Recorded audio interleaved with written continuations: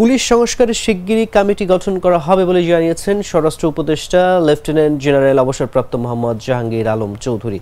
সোমবার সচিবালয়ে বাংলাদেশে নিযুক্ত ইউএনডিপির আবাসিক প্রতিনিধি স্টিফেন লিলারের নেতৃত্বে ৮ সদস্যের প্রতিনিধি দলের সঙ্গে সাক্ষাৎকালে উপদেষ্টা এ কথা জানান।